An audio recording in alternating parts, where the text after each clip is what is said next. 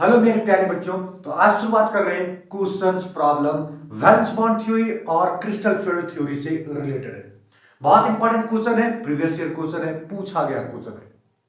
ठीक है, तो चलो हम लोग शुरुआत करते हैं क्वेश्चंस प्रॉब्लम को। पहला क्वेश्चन जो बोला गया है वो क्या बोला गया, the pair in which both the species जो दिया गया है ना, have the same magnetic moment. Magnetic moment क्या होगा, सेम होना चाहिए। ठीक है, मैग्नेटिक मोमेंट कैसे कैलकुलेट करेंगे हम बताएंगे डिटेल में। ये जेई 2020 में तुम्हारा पूछा गया क्वेश्चन है। ये सब कॉम्प्लेक्सेस है। मैग्नेटिक मोमेंट कैलकुलेट करने के लिए बच्चों एक ही चीज दिमाग में रखते हैं और वो root under n n plus two B M. ठीक है, ये तुम्हारा कैलकुलेट करना है। बात को यहां ये समझना है, बात को यहां ये समझना है। देखो, अगर ये तुम्हारा म्यू म्यू तुम्हारा क्या कहलाएगा बताओ, ये म्यू तुम्हारा क्या है, मैग्नेटिक मोमेंट है। एन तुम्हारा क्या है, unpair, number of unpair electron, number of unpair electron. ठीक है, तो नंबर ऑफ अनपेयर इलेक्ट्रॉन, बात को समझोगे बहुत बढ़िया से। जितना नंबर ऑफ इलेक्ट्रॉन रहेगा वो डालना है।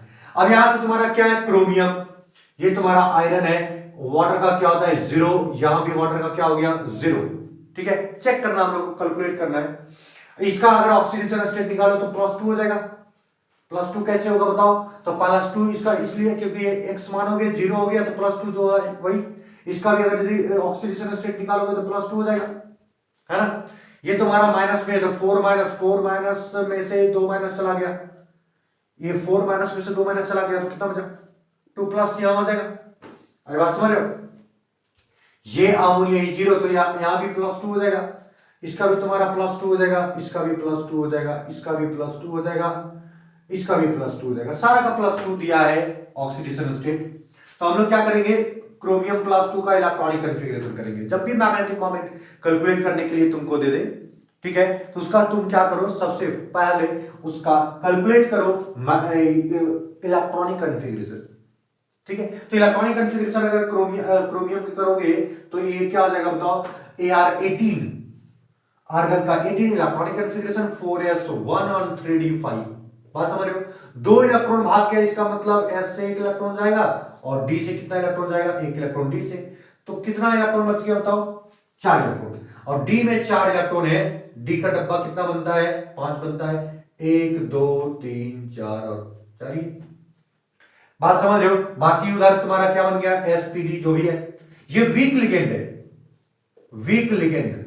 वाटर तुम्हारा क्या है, वीक लिगेंड, तो इसको ये पेयर्ड नहीं कर पाएगा। और जब पेयर्ड नहीं कर पाएगा तो ये चार अनपेयर इलेक्ट्रॉन हो गया, तो n का वैल्यू इसमें कितना हो गया बताओ, चार। बात समझ रहे हो, n का वैल्यू चार हो गया, तो कुल मिलाकर according to valence bond theory ये तुम्हारा क्या हो जाएगा, रूट अंडर n, n का वैल्यू कितना हो गया, फोर, तो फोर प्लस टू, तो यहां तुम्हारा क्या हो गया, रूट अंडर फोर और सिक्स, कितना हो जाएगा, छह चौक 24, 24 को क्या लिख सकते हो, 4.9। 25 का तुम्हारा 5 होता है तो 24 का क्या लिखोगे, 4.9। इसका तुम देख लो आयरन का, आयरन का अगर देखोगे तो यहां से देखो आयरन 2 प्लस, और आयरन 2 प्लस अगर तुम करते हो तो ये तुम्हारा आर्गन 18 हो गया, और 4s2 और 3d क्या होता है, 6। दो इलेक्ट्रॉन चला गया, दो इलेक्ट्रॉन चला गया। अब दो इलेक्ट्रॉन चला गया, देखो ना, दो इलेक्ट्रॉन भेज देना है, तो यहां से 0 और 3d कितना, अरे 6 होगा। इसका अगर 3d का बात करो तो इसमें डब्बा कितना भरा हुआ है बताओ, एक दो तीन चार पांच, तो 1 2 3 4 5 एंड 6। अभी भी कितना अनपेयर इलेक्ट्रॉन है बताओ, ये वीक लिगेंड है तो पेयर नहीं कर पाएगा। कुल मिलाकर अनपेयर इलेक्ट्रॉन का संख्या कितना है, चार। तो चार अगर अनपेयर इलेक्ट्रॉन रहेगा तो तुम्हारा क्या हो जाएगा, रूट अंडर 24 और इसका वैल्यू 4.9। तो ये वैल्यू 4.9 और ये वैल्यू 4.9 बिल्कुल सेम आ रहा है, तो इसका आंसर क्या हो जाएगा, पहला ही आंसर हो जाएगा। अगर कहोगे सर समझ में आया ये बात, ये बोल रहा है सेम सेम मैग्नेटिक मोमेंट होना चाहिए। तो मैग्नेटिक मोमेंट आप आयरन का चेक किए, क्रोमियम का चेक किए, दोनों कॉम्प्लेक्सेस में जब चेक किए तो पता चला कि अरे दोनों में मैग्नेटिक अनपेयर इलेक्ट्रॉन का संख्या क्या है, बराबर है। और जब अनपेयर इलेक्ट्रॉन का संख्या बराबर हो जाए तो मैग्नेटिक मोमेंट भी क्या हो जाएगा, बराबर हो जाएगा। कहानी समझ में आया, बात समझ रहे हो। तो चलो ये बात को तुम फटाफट नोट कर लो। कुछ नहीं किए हम लोग, क्रोमियम का किए और आयरन का किए। अब तुम लोग कहोगे नहीं सर ये कोबाल्ट का भी करके देखिए ना क्या होता है, तो कोबाल्ट का यहाँ 27 है, ठीक है, यहाँ 2 प्लस, तो ये इसका करोगे तो ये आर्गन हो गया, आर्गन 18 4s2 एंड 3d कितना हो जाएगा 7, है ना। 2 इलेक्ट्रॉन भाग गया है तो 4s0 एंड 3d 7। इसमें d में अगर यदि करोगे तो 1 2 3 4 5, तो 1 2 3 4 5 6 7, अनपेयर इलेक्ट्रॉन का संख्या कितना हो गया 3 हो गया। तो 3 हो गया तो ये तो नहीं हो सकता ना, ये 4 इसमें भी था 4 इसमें भी था, कुल मिलाकर ये दोनों बराबर हो गया, ये 3 ये बराबर नहीं है। ठीक है, यहां से तुम्हारा इसका 0 ये +2, ये तुम्हारा इसका 3 है इसका 2, तो ये दोनों का बराबर थोड़ी होगा। इसका अगर 2 प्लस करोगे तो इसका कितना आएगा बताओ 4 एम्पीयर इलेक्ट्रॉन, और इसमें तुम्हारा कितना आ रहा है 3 एम्पीयर इलेक्ट्रॉन, तो बिल्कुल बराबर नहीं है। अगर इसका बात करें तो ये भी बराबर नहीं होगा, कुल मिलाकर तुम लोग इसका कैलकुलेट कर सकते हो। तो ये तुम्हारा क्या हो गया पहला आंसर, दोनों का बराबर पहला जब मिल ही गया है तो फिर बाकी का कैलकुलेट करने का जरूरत नहीं है। बात समझा? तो ये चीज थोड़ा सा तुमको क्या करना है दिमाग में रख लेना है। नेक्स्ट क्वेश्चन की तरफ हम लोग चलते हैं और उसको बनाने की कोशिश करते हैं। जल्दी फोटो छापता है अगर यदि तो छाप सकते हो गया। ये भी नेक्स्ट क्वेश्चन तुम्हारा बहुत ही बढ़िया क्वेश्चन है बच्चा लोग, देखोगे 2020 में ये भी क्वेश्चन पूछा गया है जेईई 2020 में। क्या बोलता है गौर से सुनो और फिर बनाने का तरीका समझेंगे, ठीक है। Crystal field stabiliser energy of ये कॉम्प्लेक्स दे रखा है COF3H2O का होल 3, और बोलता है डेलो लेस देन P, P मतलब पेयरिंग एनर्जी का बात कर रहा है। अब तुमको हम कहानी समझाते हैं। दिस वन इज ऑक्टाहेड्रल, क्यों? क्योंकि यहाँ 6 मोनोडेंटेट लिगेंड जुड़ा हुआ है तो ऑक्टाहेड्रल कॉम्प्लेक्स हुआ। और क्रिस्टल फील्ड स्टेबलाइजेशन एनर्जी तुम्हारा कहां से आता है, ये d ऑर्बिटल है, ठीक है, ये d ऑर्बिटल है, ए 1 2 3 4 5। d ऑर्बिटल क्या करता है, दो भाग में स्प्लिट किया हुआ रहता है ऑक्टाहेड्रल के केस में, और ऑक्टाहेड्रल के केस में तुम्हारा क्या आता है, 2 डब्बा ऊपर चला जाता है और 3 डब्बा नीचे होता है ना। ऑक्टाहेड्रल के केस में ऐसा कहानी क्यों बनता है ये तुम बहुत डिटेल में पढ़ लिया है क्रिस्टल फील्ड स्टेबलाइजेशन एनर्जी में। वैसे तुमको बता दें ये नीचे कौन होता है, dxy dyz एंड dxz, ये तुम्हारा नीचे रहता है, ठीक है। यहां से यहां का एनर्जी को हम लोग क्या बोलते हैं, डेलो कहते हैं। और ये कितना नीचे हुआ तो ये नेगेटिव कितना, तो टोटल 5 हो गया, टोटल 5 बस हमारे टोटल 5 तुम्हारा ऑर्बिटल्स में 3 आ गया तो 2 बच गया, उतना डेलो कर दे। मतलब यहां से -0.4 डेलो होता है इसका वैल्यू, और इसका वैल्यू तुम्हारा क्या होता है +0.6, है ना। 6 4 10, ये 100% तो होगा 1 के बराबर होगा, तो ये +0.6 डेलो हो गया। अगर इसको तुम इस तरह से निकालोगे तो ये 5 हो गया टोटल 5 डब्बा में से 2 चला गया तो 3 बच गया, तो +3। अब इसको काटोगे तो 0.6 डेलो आ जाएगा, है ना। तो ये 0.6 ले लो, ये तुम्हारा कहानी बोलता है। ये एनर्जी अगर कम है पेयरिंग एनर्जी से, इसका मतलब इलेक्ट्रॉन तुम्हारा क्या करेगा, इलेक्ट्रॉन क्या करेगा ऊपर जंप करेगा, ठीक है, ऊपर जंप करेगा। और अगर मान लो कि डेलो ज्यादा है पेयरिंग एनर्जी से, तो तुम्हारा क्या करता है, ये डेलो का स्प्लिटिंग जो होता है वो बहुत ज्यादा हो जाता है, और जब बहुत ज्यादा होता है तो तुम्हारा इलेक्ट्रॉन जंप नहीं कर पाता, यही पेयर कर जाता है। तो ये कहानी थोड़ा सा समझ लेना, ठीक है। क्रिस्टल फील्ड थ्योरी का कहानी है, और ये कहानी तुम्हारा ऐसे बताया गया कि डी स्प्लिट करता है ऑक्टाहेड्रल के केस में, dx² y² और dz² तुम्हारा क्या करता है ऊपर जाता है, और dxy dyz और dxz तुम्हारा क्या आता है नीचे आता है। ऐसा आने का कारण क्या है, इसका आने का कारण ये है कि dxy yz और dxz ये तुम्हारा क्या होता है, इन बिटवीन द एक्सेस होता है इसका लोब्स, और इसका लोब्स जो होता है वो क्या होता है अलोंग द एक्सेस, और लिगेंड जो ऑक्टाहेड्रल में आता है अलोंग द एक्सेस आता है। ये तुम बहुत अच्छे से जानते हो, इसलिए इस तरह से स्प्लिट कर जाता है। तो ये 0.6 डेलो हो गया, और ये -0.4 डेलो हो गया। इसका स्प्लिटिंग एनर्जी अगर आप कैलकुलेट करेंगे तो ध्यान दो, इसका सबसे पहले क्या करते हैं ऑक्सीडेशन स्टेट कैलकुलेट कर लेते हैं। तो कैलकुलेट कर लो, ये तुम्हारा डेलो इससे कम है, मतलब डेलो पेयरिंग एनर्जी से कम है, ठीक है। तो पेयरिंग एनर्जी से कम होगा तो स्प्लिट ज्यादा नहीं करेगा, वैसे वीक फील्ड है तो ये ज्यादा स्प्लिट नहीं करेगा। तो ये तुम्हारा जो इलेक्ट्रॉन है वो पेयर नहीं करना चाहेगा, उस ऊपर जंप करेगा, ठीक है। अब यहां से स्प्लिटिंग एनर्जी कैलकुलेट करेंगे, तो इसका अगर आप कैलकुलेट करें, ये 0 हो गया, ये -3 हो गया, है ना, -1 तो -3 हो गया, तो x का वैल्यू कितना हो जाएगा बताओ +3। ये तुम ऑक्सीडेशन स्टेट कैलकुलेट करने जानते हो। तो कोबाल्ट तुम्हारा क्या आ गया +3 में, तो इसका इलेक्ट्रॉनिक कॉन्फ़िगरेशन करोगे तो आर्गन 18 हो गया 4s0 एंड 3d, कोबाल्ट का 27 होता है तो 6 हो जाएगा, है ना। तो d6 हो गया, 3d कितना हो गया 6, 1 electron 2 electron 3 electron 4 electron 5 electron 6 electron, अरे बात समझ रहे हो? तो 6 इलेक्ट्रॉन हो गया, तो ये तुम्हारा क्या हो जाएगा, 6 इलेक्ट्रॉन भरो, तो ये स्प्लिट करेगा 1 इलेक्ट्रॉन 2 3 4 5 एंड 6। ठीक है, अब स्प्लिटिंग एनर्जी कैलकुलेट करना है, तो ये तुम्हारा जंप किया फिर तुम्हारा पेयर किया। ठीक है, तो इसमें पेयरिंग एनर्जी इंक्लूड नहीं करते हैं। वीक फील्ड अगर रहे तो उसमें पेयरिंग एनर्जी इंक्लूड नहीं करते। ठीक है, स्ट्रॉन्ग फील्ड रहता तो उसमें हम लोग जबरदस्ती पेयर कर रहे हैं, स्ट्रॉन्ग फील्ड ऊपर जा नहीं पाया, इसके कारण से पेयरिंग एनर्जी इंक्लूड करते। ठीक है, लेकिन वीक फील्ड में पेयरिंग एनर्जी इंक्लूड नहीं करोगे।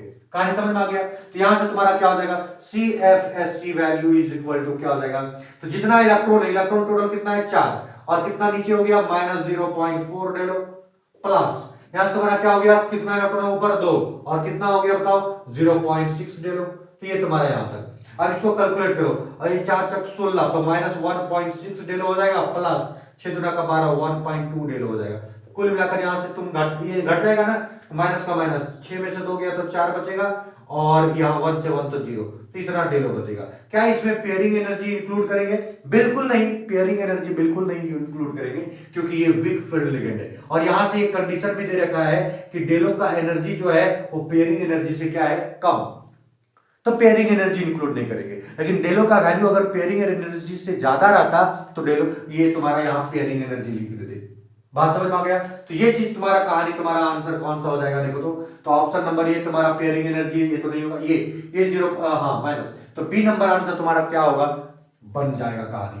वैसे ये तुमको हम डिटेल समझाने की कोशिश की, तुम अगर शॉर्टकट बनाने की कोशिश करोगे तो बना सकते हो। ठीक है, इसका नाम होता है T2G, इसका नाम होता है EG। ठीक है, EG में तुम्हारा 2 ऑर्बिटल, T2G में 3 ऑर्बिटल, ये थोड़ा दिमाग में रख लोगे। तो ये तुम्हारा कहानी हुआ, बी नंबर आंसर। नेक्स्ट हम लोग क्वेश्चन की तरफ चलते हैं, चलो जल्दी छाप लो, नेक्स्ट क्वेश्चन की तरफ हम लोग चलेंगे। नेक्स्ट क्वेश्चन भी एकदम उसी से रिलेटेड है, बहुत इंपॉर्टेंट क्वेश्चन 2020 में पूछा गया क्वेश्चन है, एकदम उसी से रिलेटेड है जो अभी तुमको हम बताने की कोशिश की। ठीक है, यहां क्या होता है, D4 metal ion in octahedral field the correct electronic configuration. तो ऑक्टाहेड्रल फील्ड में तुम्हारा क्या होगा कि जो d ऑर्बिटल होता है वो 2 सेट में बढ़ जाता है, एक तुम्हारा क्या EG सेट और एक क्या T2G सेट। T2G सेट में तुम्हारा क्या होता है, 3 ऑर्बिटल बनता है। अरे बात समझ रहे हो, ऑक्टाहेड्रल के केस में, और EG सेट में कितना बनता है, 2 ऑर्बिटल। अगर हम बात करें इसका जो एनर्जी लेवल, उसको हम लोग डेलो करते हैं। अगर पेयरिंग एनर्जी से कम होगा तो इलेक्ट्रॉन जंप करेगा, इलेक्ट्रॉन कितना करेगा, जंप करेगा। अगर हम D4 का बात करें, किसका बात करें, D4 का, तो D4 दो भाग में टूट गया है। इलेक्ट्रॉन अगर भरना शुरू करेंगे तो 1 इलेक्ट्रॉन 2 इलेक्ट्रॉन 3 इलेक्ट्रॉन और 1 इलेक्ट्रॉन यहां चला गया। अरे समझ रहे हो, कब, जब ये एनर्जी तुम्हारा क्या होगा, कम। समझ रहे हो, अगर डेलो का एनर्जी कम तो ये तुम्हारा ये स्प्लिटिंग कम हुआ होगा और इलेक्ट्रॉन जंप करके ऊपर चला जाएगा। मतलब यहां से तुम कह सकते हो D4 तुम्हारा ये लिखा सकता है T2G में 3 इलेक्ट्रॉन और EG में 1 इलेक्ट्रॉन। कब, जब डेलो तुम्हारा पेयरिंग एनर्जी से कम होगा। बात समझा? क्या कहीं ऑप्शन दिख रहा है? कहानी कुछ ऐसा बन रहा है। ठीक है, तो ये तुम्हारा कहानी नंबर 1, कहानी नंबर 1 आंसर हो जाएगा। अगर डेलो ज्यादा हो जाएगा ना, तो ये तो डेलो अगर तुम्हारा क्या हो जाएगा, ज्यादा पेयरिंग एनर्जी से ज्यादा, मतलब स्प्लिट ज्यादा किया तो इलेक्ट्रॉन ऊपर जाएगा ही, नीचे पेयर कर जाएगा। तो ये T2 तुम्हारा क्या हो जाएगा, T2G तुम्हारा क्या हो जाएगा, 4 ना हो जाएगा, EG में इलेक्ट्रॉन जाएगा ही, तो ये तुम्हारा बी नंबर ऑप्शन तो होगा नहीं। सी नंबर ये कहता है कम रहेगा तब भी तुम्हारा पेयर कर जाएगा, ये तो हो नहीं सकता, और यहाँ 2 रहेगा तभी ऐसा हो नहीं सकता। ठीक है, तो पहला नंबर आंसर हो गया। कहानी समझ में आया तो बिल्कुल इसको नोट कर लो, कहानी समझ में आ गया हो तो बिल्कुल तुम क्या करोगे, नोट कर लोगे। नेक्स्ट क्वेश्चन की तरफ चलेंगे हम लोग और देखेंगे उसको भी। ये भी क्वेश्चन बहुत इंपॉर्टेंट क्वेश्चन है, बहुत आसान भी है, 2020 में पूछा गया क्वेश्चन है। देखोगे और समझोगे, बनाओगे। क्या बोलता है, द वैल्यू ऑफ CFSE मतलब crystal field standardisation energy for high spin. High spin करने का मतलब ये हो गया कि वीक फील्ड होगा। कैसा फील्ड होगा बताओ, वीक फील्ड होगा। ठीक है, वीक फील्ड मतलब इलेक्ट्रॉन जंप कर जाएगा, हाई स्पिन मतलब अनपेयर इलेक्ट्रॉन का संख्या ज्यादा होगा, ये डायरेक्ट बोल दिया। फिर क्या बोलता है, D6 metal ion in octahedral और टेट्राहेड्रल फील्ड। ऑक्टाहेड्रल और टेट्राहेड्रल फील्ड में अंतर तुमको बता देते हैं। अगर ये 5 ऑर्बिटल है D का 5 ऑर्बिटल 2 सेट में बढ़ता है। ठीक है, ऑक्टाहेड्रल के केस में क्या हो जाता है, T2G नीचे और EG ऊपर। ठीक है, ये ऑक्टाहेड्रल का केस हुआ, ध्यान देना, ऑक्टाहेड्रल। ठीक है, इसका 2 डब्बा होता है EG में और इसका 3 डब्बा होता है। ठीक है, तो 3 डब्बा नीचे 2 डब्बा ऊपर। लेकिन टेट्राहेड्रल में क्या होता है, टेट्राहेड्रल में क्या होता है, बात को समझना, यही टी वाला दो भाग में टूटता है और तुम्हारा 3 डब्बा ऊपर चला जाता है और 2 डब्बा नीचे आ जाता है, ठीक है, बस जस्ट उल्टा। अब यहां से तुम एनर्जी अगर तुम देखोगे तो ये पूरा पूरा यहां से एनर्जी डेल टी कहलाता है और ये पूरा पूरा यहां से एनर्जी डेलो कहलाता है। डेलो मतलब crystal field stabilisation energy for octahedral और एक crystal field stabilisation energy for क्या, ये एनर्जी एक्सचेंज फॉर टेट्राहेड्रल। तो ये टेट्राहेड्रल हो गया, ये ऑक्टाहेड्रल हो गया। अगर इसका हम बात करें और तुम्हारा नीचे नीचे कितना होगा, तो नीचे माइनस हो गया होगा कि नहीं, और यहाँ से कितना होता है माइनस, ये तो तुम्हारा माइनस है और नीचे तुम्हारा क्या हो गया 0.4 डेलो और इसका प्लस कितना 0.6 डेलो। कैसे होता है ये तुमको हम बता चुके हैं। अगर इसका हम बात करें तो नीचे तुम्हारा क्या हो गया माइनस। अब ध्यान दो, टोटल 5 ऑर्बिटल में से 2 ऑर्बिटल आया, मतलब 3 को छू दिया और ये डेल टी हो गया। तो यहां से कहानी समझना, ये तुम्हारा माइनस तुम्हारा 3/5 मतलब माइनस 0.6 डेल टी हो जाएगा और इसका तुम्हारा क्या हो जाएगा बताओ, तो प्लस 0.4 डेल टी हो जाएगा। कैसे 4 हो जाएगा, तो टोटल कितना है 5 और 3 ऊपर गया तो 2 बच गया, 3 ऊपर चला गया है तो 2 बच गया ना और डेल टी हो जाएगा। तो इसको काटोगे ना तो 0.4 आएगा, लेकिन प्लस में आएगा।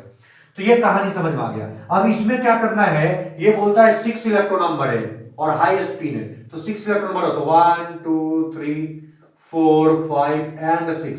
हाई स्पिन का मतलब ऊपर जा गया फिर नीचे आ गया, ठीक है। तो टोटल इसका एनर्जी अगर निकालोगे CFSE वैल्यू निकालोगे तो 4 इलेक्ट्रॉन है टोटल नीचे और इसका एनर्जी क्या है माइनस 0.4 डेलो, ठीक है। प्लस यहां से तुम्हारा क्या हो गया 2 इलेक्ट्रॉन ऊपर और इसका क्या हो गया 0.6 डेल टी, अरे डेलो ना, है ना। तो इसको कैलकुलेट करो तो 4 × 16 तो यहाँ माइनस 1.6 डेलो हो गया और प्लस 6 × 12 1.2 डेलो हो गया। इसको अगर कैलकुलेट करोगे, नहीं दिख रहा है, दिख गया ना, ठीक है। इसको अगर कैलकुलेट करोगे तो यहां से तुम्हारा क्या हो जाएगा माइनस 0.4 डेलो आ जाएगा। तो ऑक्टाहेड्रल के लिए जो स्प्लिटिंग एनर्जी आएगा वो कितना आ जाएगा बताओ माइनस 0.4 डेलो। लेकिन टेट्राहेड्रल के केस में करो 6 इलेक्ट्रॉन को तो 1 2 3 4 5 एंड 6 मतलब 3 इलेक्ट्रॉन तुम्हारा नीचे आ गया। तो 3 इलेक्ट्रॉन तो CFSE वैल्यू कैसे निकालोगे, CFSE वैल्यू फॉर टेट्राहेड्रल यहां से तुम्हारा कितना निकल जाएगा, ये 4 इलेक्ट्रॉन तुम्हारा नीचे है और इसके लिए कितना यूज करोगे माइनस 0.6 डेल टी, है ना। और तुम्हारा प्लस क्या हो गया 3 इलेक्ट्रॉन ऊपर है और इसके लिए कितना यूज करोगे तो 0.4 डेल टी। अगर इसको कैलकुलेट करो तो 6 चक कितना हो जाएगा बताओ 24 हो जाएगा, है ना। 24 मतलब 2.4 डेल टी प्लस 4 × 12 तो ये 1.2 डेल टी। इसका वैल्यू कितना आ जाएगा बताओ, 24 में से अगर 12 चला गया तो माइनस 1.2 डेल टी आ जाएगा। तो कुल मिलाकर 1.2 डेल टी आना चाहिए। तो कुछ ऐसी कहानी बन रहा है, ये सही है देख लो, माइनस 6 × 24 हो गया है, 4 इलेक्ट्रॉन, ओहो यार 3 इलेक्ट्रॉन है ना, 2 और 1 3 इलेक्ट्रॉन है। तो 3 इलेक्ट्रॉन ऊपर भी है 3 इलेक्ट्रॉन नीचे भी है। तो ये जब कितना हो गया बताओ, ये 6 × 18 हो गया तो माइनस 1.8 हो गया, ध्यान दोगे, और 12 तो यहाँ कितना बचेगा बताओ माइनस 0.6 डेल टी बचेगा। तो ये तुम्हारा आ गया माइनस 0.6 डेल टी। तो माइनस 0.6 डेल टी मतलब टेट्राहेड्रल के लिए और 4 तुम्हारा ऑक्टाहेड्रल के लिए, मतलब ऑप्शन नंबर तुम्हारा क्या आ गया ए नंबर आंसर। कोई दिक्कत है, बात समझ गया तो फटाफट लिख लो और इसको समझ लो। नेक्स्ट क्वेश्चन की तरफ हम लोग चलते हैं आगे। नेक्स्ट क्वेश्चन भी बहुत आसान है, क्वेश्चन बहुत आसान है बच्चा लोग, सिर्फ इसको क्या करोगे तुमको कैलकुलेट कर लेना है। क्या बोलता है 2020 में पूछा गया question, considering that Delo is greater than pairing energy.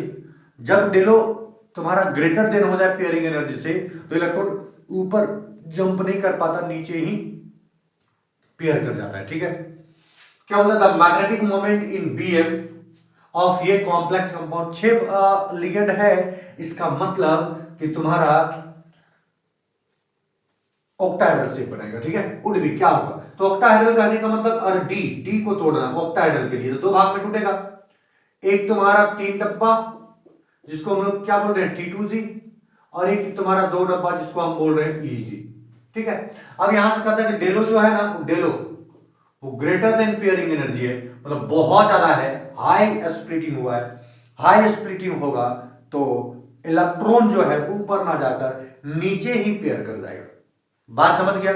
बस ये तुम दिमाग में रखोगे, ये कि डेलो ग्रेटर देन पेयरिंग एनर्जी, तो इलेक्ट्रॉन ऊपर ना जाकर नीचे ही पेयर कर जाएगा। तो यहाँ D6 कितना, अगर यदि, हाँ ये बात समझ में आ गया। अब इसका ये तुम्हारा रूथेनियम दिया हुआ है, रूथेनियम का कितना होता है बताओ, 44 होता है। अगर इसका इलेक्ट्रॉनिक कॉन्फ़िगरेशन किया जाए तो क्रिप्टन 36 और तुम्हारा क्या हो जाएगा 5s2 एंड 4d6, ठीक है, 38 6 44। तो ऐसे तुम्हारा इलेक्ट्रॉनिक कॉन्फ़िगरेशन हो जाएगा।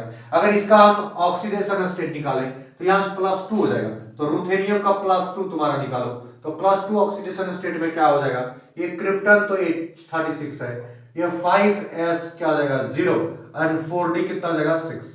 अगर d में तुम्हारा 6 इलेक्ट्रॉन आएगा बच्चा लोग, 4d क्या हो गया बताओ, 4d तुम्हारा 6 हो गया, देखो ये 36, इसका इलेक्ट्रॉन 2 पे चला गया और 4d 6 हो गया।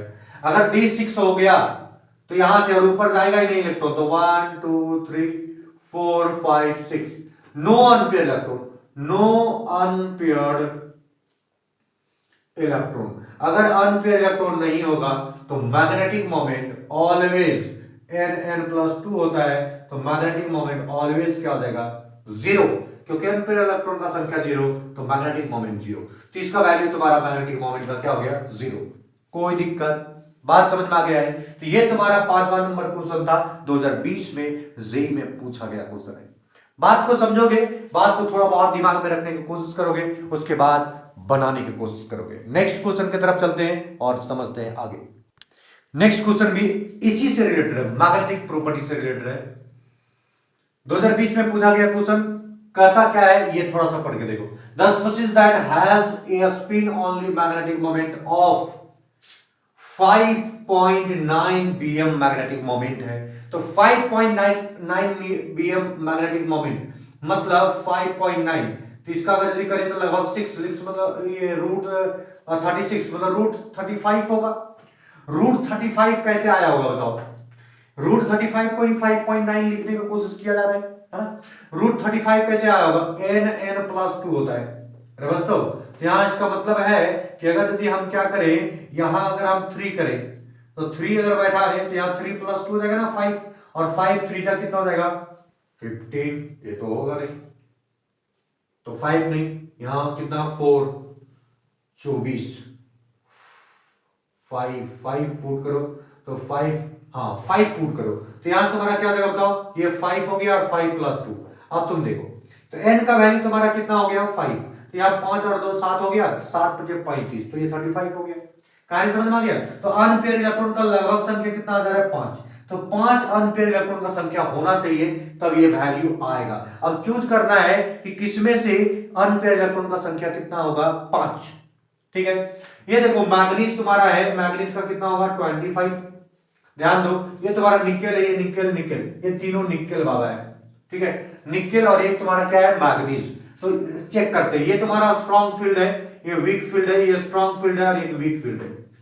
5 अनपेयर इलेक्ट्रॉन रहने का मतलब तुम्हारा ये हुआ कि स्ट्रॉन्ग फील्ड नहीं हुआ होगा, वीक फील्ड हुआ होगा जो पेयर नहीं करेगा। स्ट्रॉन्ग फील्ड में जनरली पेयर कर जाता है, बात समझ में आया। और जब जनरली पेयर कर जाएगा स्ट्रॉन्ग फील्ड में तो कुल मिलाकर 5 अनपेयर इलेक्ट्रॉन आना मुश्किल हो जाएगा, ठीक है। तो 5 अनपेयर इलेक्ट्रॉन बोल रहा है तो वीक फील्ड ही होगा।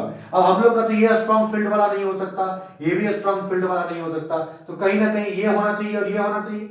अब ये दोनों में चेक करना है कि कौन होगा।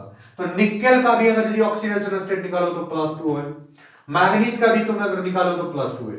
अगर हम बात करें निकेल का पहले, तो निकेल +2 है 28 होता है। अगर हम बात करें आर्गन 18, 4s तुम्हारा क्या हो गया 0, क्योंकि 2 इलेक्ट्रॉन चला गया था, और 3d कितना हो गया 8। अब 3d 8 है, अब इसको स्प्लिट करोगे दो भाग में, या फिर जो भी है, ये 3d 8 है ना, सब टेट्राहेड्रल तुम्हारा, ये स्क्वायर प्लेनर है, ये तुम्हारा टेट्राहेड्रल है, ये सब सारा तो स्क्वायर प्लेनर टेट्राहेड्रल। तो ये तुम्हारा वैलेंस बॉन्ड थ्योरी से अगर थोड़ा सा डील करो तो 8 है, तो एक डब्बा 1 2 3 4 5, 1 2 3 4 5 है ना, 8 है, 1 2 3 4 5 6 7 8, 2 अनपेयर इलेक्ट्रॉन का संख्या है। दो अनपेयर इलेक्ट्रॉन का संख्या कहने का मतलब ये हो गया कि यहाँ 5 अनपेयर इलेक्ट्रॉन का संख्या होना चाहिए, यहाँ 2 अनपेयर इलेक्ट्रॉन है, मतलब ये तो बिल्कुल नहीं होगा। इसमें तुम अगर करो तो अगर मैग्नीज का करोगे तो यही आंसर होना चाहिए, क्योंकि स्ट्रॉन्ग फील्ड वाला हो नहीं सकता तो ये होगा। लेकिन फिलहाल करके देख लो, ये 25 है, 2 प्लस चार्ज है, तो यहाँ तुम्हारा क्या हो गया आर्गन, आर्गन कितना हो गया 18, 4s0 एंड 3d कितना हो गया 5। तो 5 अनपेयर इलेक्ट्रॉन तुम्हारा किस में आ रहा है, मैग्नीज में आ रहा है, इसलिए डी नंबर आंसर होगा। कोई दिक्कत, क्योंकि मैग्नेटिक मोमेंट तुमको क्या पूछ रहा है 5.9, ठीक है। तो 5.9 लगभग 5 एम्पीयर इलेक्ट्रॉन रहेगा, तो 5.9 तुम्हारा मैग्नेटिक मोमेंट आ जाएगा। कोई दिक्कत है, बात समझ रहे हो? तो ये तुम्हारा 6ठा नंबर क्वेश्चन क्लियर हुआ। नेक्स्ट क्वेश्चन की तरफ हम लोग चलते हैं और समझते हैं, जल्दी इसको छाप लो। ये भी क्वेश्चन जो तुम्हारा है बच्चा लोग, ये भी 2020 में जेई में पूछा गया क्वेश्चन है। ये भी बहुत आसान सा क्वेश्चन है, बस सिर्फ दिमाग चलाना है और बना देना है। क्रिस्टल फील्ड थ्योरी से क्वेश्चन है, क्या बोलता है बताओ। The D electronic configuration of, ये रूथेनियम का कंपाउंड है, ये ईएन है, ईएन कहने का मतलब क्या हो गया इथाइलिन 1 2 डाइमीन।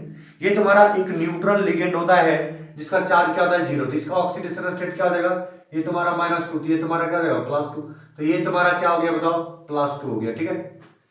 इसका चार्ज तुम देखो थोड़ा सा, ये 0 और इसका -2, इसका भी क्या हो जाएगा +2, तो ये तुम्हारा ऑक्सीडेशन स्टेट निकल गया, ठीक है। रिस्पेक्टिवली आर इलेक्ट्रॉनिक कॉन्फ़िगरेशन करना है, दोनों ऑक्टाहेड्रल केस है, ये बाइडेंटल लिगेंड होता है 3 गुना का 6, तो ये भी ऑक्टाहेड्रल है, ये भी ऑक्टाहेड्रल है। ऑक्टाहेड्रल में यहां से समझना, ये रोहेनियम है ना, रूथेनियम है, रूथेनियम, और ये तुम्हारा आयरन है। मेटल 3D सीरीज का, 4D सीरीज का और 5D सीरीज का। 3D का बात करें, 4D और 5D का बात करें, ये थोड़ा अलग नेचर। ये ऑलवेज तुम्हारा लो स्पिन रखने की कोशिश करता है, लो स्पिन रखने की कोशिश करता है, ये ऑलवेज हाई स्पिन रखने की कोशिश करता है। ये थोड़ा सा दिमाग में तुम रख लो। हाई स्पिन मतलब ये चाहता है हमेशा अनपेयर रहना, और ये हमेशा पेयर रहना चाहता है, ठीक है। तो 4D जो तुम्हारा ये तुम्हारा जो 4D सीरीज या फिर 5D सीरीज वाला एलिमेंट जो रहेगा, जो कॉम्प्लेक्स कंपाउंड बना रहा है, वो जनरली लो स्पिन रखना चाहता है, मतलब ये कि वो अनपेयर इलेक्ट्रॉन रखना नहीं चाहता जनरल, और 3D वाला अनपेयर ज्यादा इलेक्ट्रॉन रखना चाहता है, ठीक है। अब कहानी से शुरुआत करते हैं, ये तुम्हारा नोट करने वाला बात है, ये तुम नोट कर लोगे, बहुत काम देगा कभी भी। ये रूथेनियम का तुम्हारा क्या था 42, जिसमें से 2 प्लस चार्ज है, इसका क्या करेंगे क्रिप्टन 36 हो गया, 5s0 हो गया क्योंकि 2 इलेक्ट्रॉन चला गया, और यहाँ 4D कितना हो जाएगा 6, ये 6 आ गया, ठीक है। और आयरन का अगर हम करेंगे तो आयरन तुम्हारा 2 प्लस में है, ये तुम्हारा क्या है 26, तो ये तुम्हारा आर्गन 18, 4s0 एंड 3d6। देखो 3D वाला जो है वो हाई स्पिन रहना चाहेगा, क्योंकि यहां वीक लिगेंड है, अरे वीक लिगेंड है, लेकिन ये वीक लिगेंड रहे चाहे कुछ भी रहे, ये तुम्हारा क्या करता है रूथेनियम जो है वो तुम्हारा क्या करना चाहता है, ये लो स्पिन रखना चाहता है। ये भी 6 है, ये भी 6 है, लेकिन ये तुम्हारा हाई स्पिन रहेगा, हाई स्पिन रहेगा, हाई स्पिन रहेगा, ठीक है। और ये तुम्हारा क्या रहेगा लो स्पिन। अब ऑक्टाहेड्रल केस में तुम्हारा क्या बनता है, ये थोड़ा देखो। ऑक्टाहेड्रल का केस तुम्हारा क्या बनता है, तो बात को समझना, यहां हम बताते हैं। ऑक्टाहेड्रल में तुम्हारा क्या बनता है, एक तुम्हारा 2 भाग में टूटता है, एक बनता है T2G और एक बनता है EG। इसमें 3 डब्बा होता है, और 3 डब्बा में अगर आयरन का बात करें तो लो स्पिन रखना चाहता है, तो 3 भराएगा यहां, और टोटल 6 है, तो भाई 3 आया, 3 भर गया। जैसे देखो ना, ये 3 डब्बा है ना, 1 2 3, और यहाँ 2 डब्बा है, ठीक है। अब यहाँ 3 इलेक्ट्रॉन बढ़ो, 1 2 3, फिर ऊपर जाएगा 4 5 और 6 इलेक्ट्रॉन है तो फिर नीचे आएगा, मतलब 4 इलेक्ट्रॉन इस पर रहेगा और 2 इलेक्ट्रॉन इस पर रहेगा। ये आयरन का केस में रहेगा भैया। अब हम लोग क्या करते हैं, रूथेनियम वाला केस चलते हैं, तो इसमें से तुम्हारा क्या रहेगा, ये होगा T2G और ये तुम्हारा क्या रहेगा EG। अब ये तुम्हारा 3 डब्बा यहां बन गया है, दिख रहा है रूथेनियम का केस, और ये तुम्हारा क्या है बताओ 2 डब्बा यहां बन गया है। ये हमेशा हाई स्पिन रखना, ये लो स्पिन रखना चाहता है, मतलब ये ऊपर जंप नहीं कर पाएगा इलेक्ट्रॉन, तो 6 इलेक्ट्रॉन यही बढ़ जाएगा, 1 2 3 4 5 6 इलेक्ट्रॉन यही बढ़ गया, मतलब कुल मिलाकर ये तुम्हारा क्या हो गया T2G पर पावर 6 और इसका 0। अब आंसर तुम निकाल लो, ये रुथेनियम का था और वो आयरन का था, तो कौन सा आंसर हो जाएगा बताओ? ये तुम्हारा सबसे पहले रुथेनियम, तो रुथेनियम 6 और 0 होगा, रुथेनियम 6 0, ये भी 6 0, ये बिल्कुल नहीं होगा, ये तुम्हारा 6 0 नहीं है, ये 4 2 है ना, तो ये 6 0 एंड 4 2, मतलब सी नंबर आंसर हो जाएगा। कहानी समझ में आया? पहला तुम्हारा 6 0 और दूसरा तुम्हारा क्या 4 2।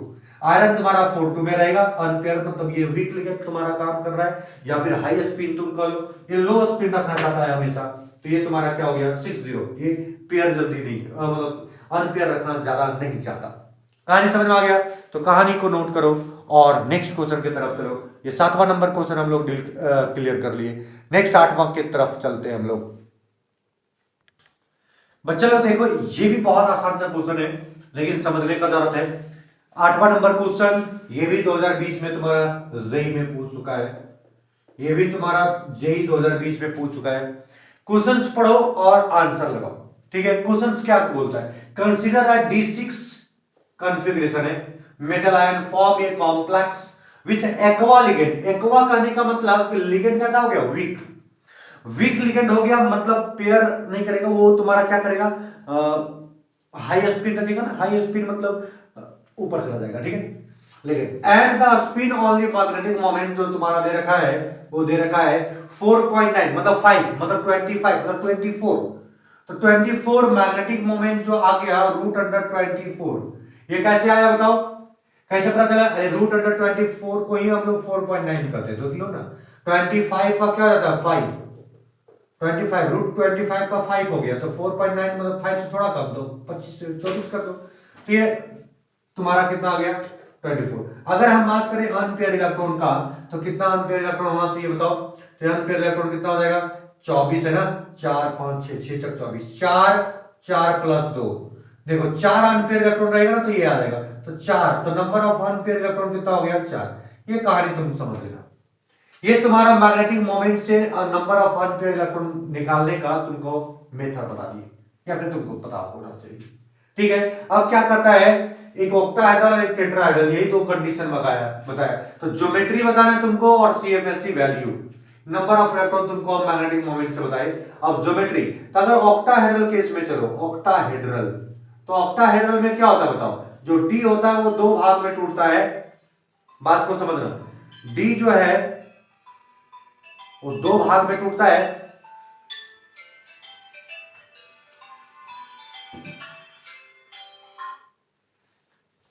डी जो है वो तुम्हारा कितना भाग में टूटता है बताओ? दो भाग में टूटता है, और दो भाग में टूट कर वो क्या करता है, एक तुम्हारा बना देता है इजी और एक बना देता है T2G, मतलब ये 3 डब्बा वाला यहां बनाया और 2 डब्बा वाला यहां बनाया। अब इसमें कहता है 6 इलेक्ट्रॉन बने हम, और तुम्हारा कौन सा एक्वा लिगेंड रखे, मतलब वीक लिगेंड, तो वीक लिगेंड मतलब पेयर नहीं करेगा, 6 करो, 1 2 3 4 5 एंड 6। अनपेयर इलेक्ट्रॉन का संख्या 4 होना चाहिए, 2 और 2 4, ये तो सही है। अगर लेकिन सीएफएससी वैल्यू अगर निकाला जाए, सीएफएससी वैल्यू निकाला जाए बच्चा लोग, तो ध्यान देना, यहां से ये तो सेटिस्फाइड कर गया, 4 अनपेयर इलेक्ट्रॉन है।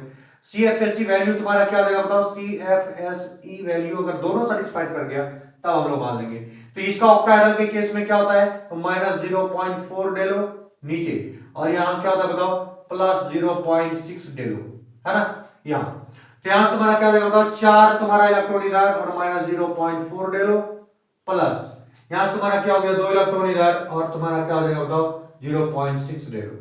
अगर इसको डिफाइन करोगे पूरा 4 चक 16, तो 1.6 माइनस में डेलो, प्लस 6 दूना का 12, ये तुम्हारा हो गया, तो ये डेलो। इसका सीएफएससी वैल्यू कितना आ गया? 16 में से 12 चल गया तो 4, तो 0.4 डेलो तुम्हारा आंसर आना चाहिए। अगर ऑक्टाहेड्रल है तो इसका सीएफएससी वैल्यू क्या आना चाहिए बताओ? 0.4। तो ऑक्टाहेड्रल 0.4 नहीं है, 2.4 है, ये 1.4 है, मतलब ये 2.4 है, और ये तुम्हारा 1.6 है, मतलब ये दोनों ऑप्शन तुम्हारा नहीं होगा। अब कहानी तुम्हारा क्या है? हाँ, ये दोनों ऑप्शन नहीं, ये वही इसका नहीं, ये ऑक्टाहेड्रल वाला, ये दोनों ऑप्शन नहीं होगा।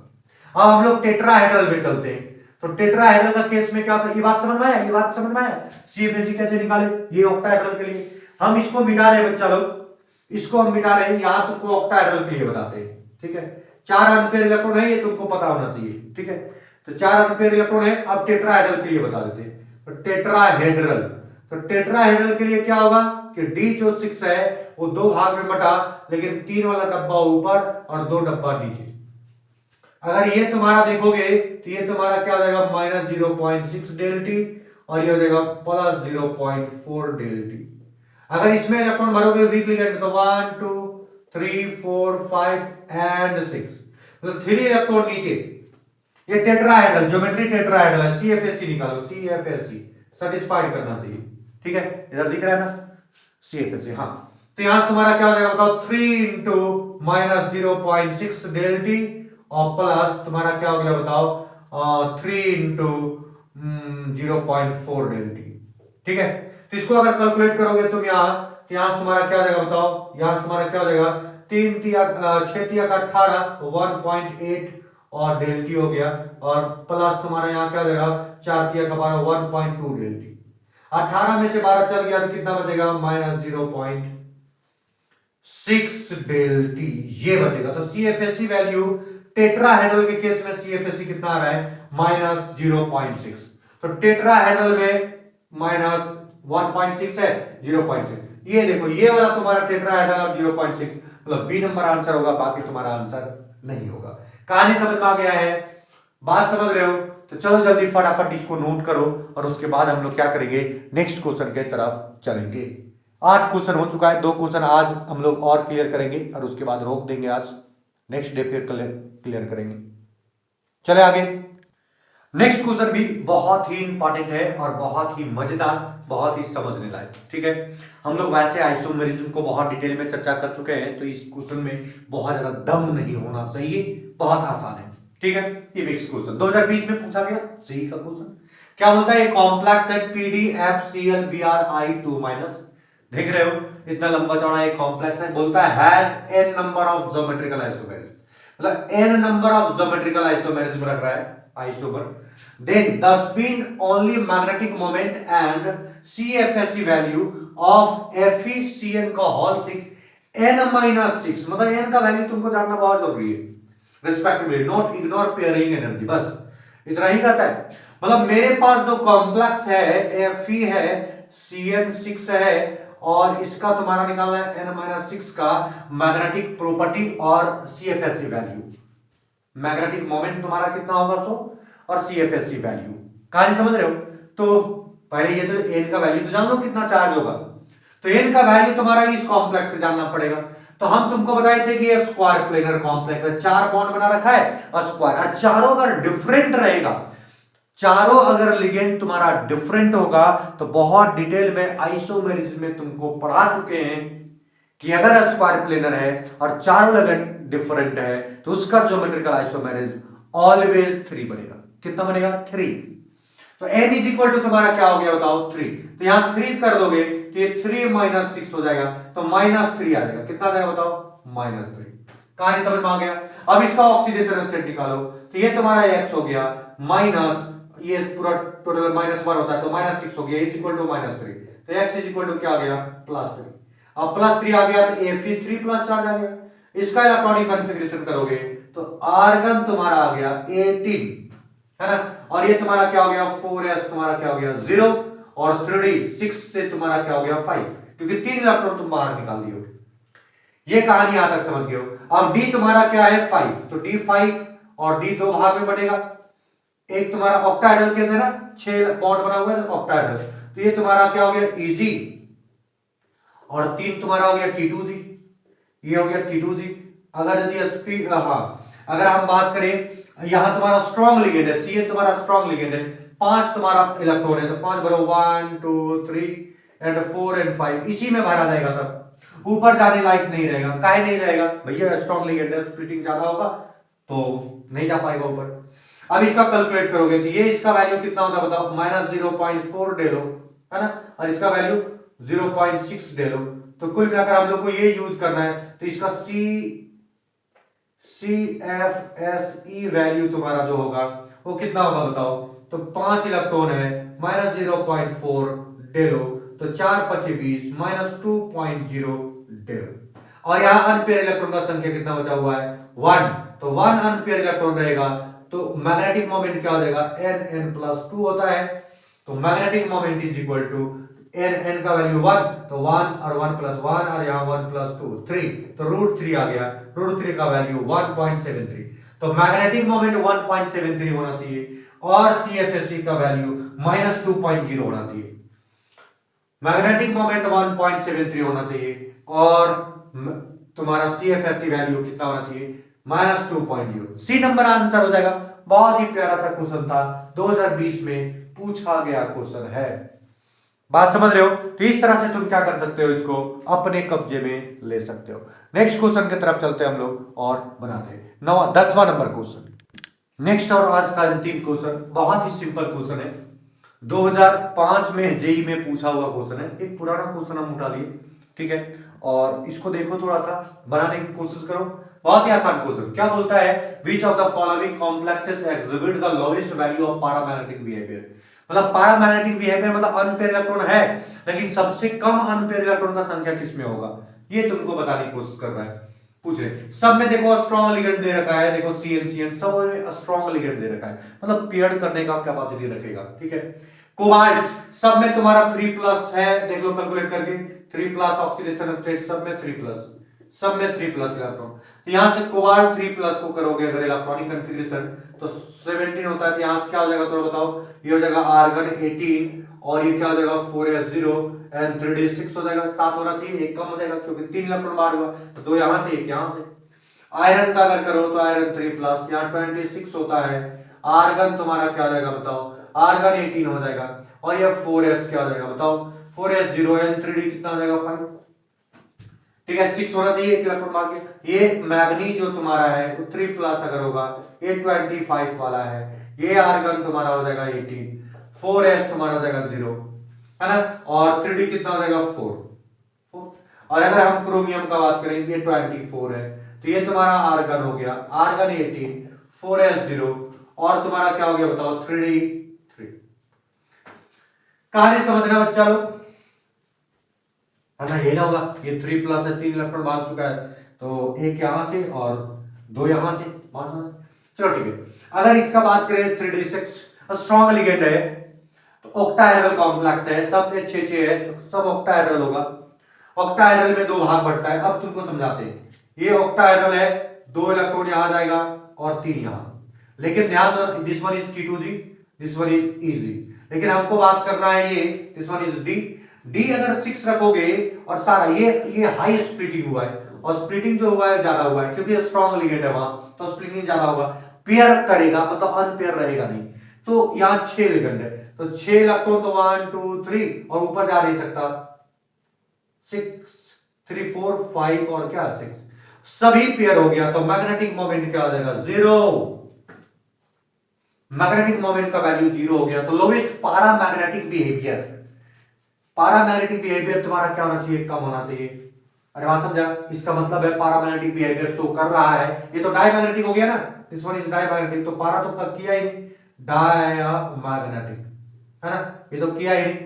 अगर हम 5 करें, यहां तुम्हारा 5 कर दे, तो 5 में 1 कम हो जाएगा, तो 1 तुम्हारा होगा, पैरामैग्नेटिक है, लेकिन इसका मोमेंटम कितना आ जाएगा, तो √1 + 2, इसका मतलब √3 मतलब 1.73। इसका वैल्यू कम होना चाहिए अनपेयर इलेक्ट्रॉन का संख्या। अगर 4 कर दोगे तो 1 और कम हो जाएगा, 2 अनपेयर हो गया, अगर 3 कर दोगे तो 3 अनपेयर हो गया, मतलब तुम्हारा बी आयरन वाला तुम्हारा आंसर होना चाहिए, ठीक है। ये तुम्हारा lowest value of paramagnetic behaviour है, पैरामैग्नेटिक बिहेवियर है, लेकिन उसमें से ये तो तुम्हारा डायमैग्नेटिक हो गया, ये तो नहीं हो सकता, लेकिन ये पैरामैग्नेटिक है, लेकिन इसका अनपेयर इलेक्ट्रॉन का संख्या 1 है, इसमें 2 है और इसमें 3 है, तो सबसे कम पैरामैग्नेटिक तो यही ना शो करेगा। अरे बात समझ रहे हो, सबसे कम पैरामैग्नेटिक तो यही ना शो करेगा। तो इस तरह से कहानी तुम क्या करोगे, अच्छे से समझ लोगे। बात समझ में आ गया, तो जल्दी फटाफट इसको नोट कर लो। और आज के लिए इतना ही, नेक्स्ट डे हम लोग चर्चा करेंगे कुछ नया क्वेश्चंस पर और बहुत बढ़िया बढ़िया क्वेश्चंस पर। चलो ठीक है, ओके बाय।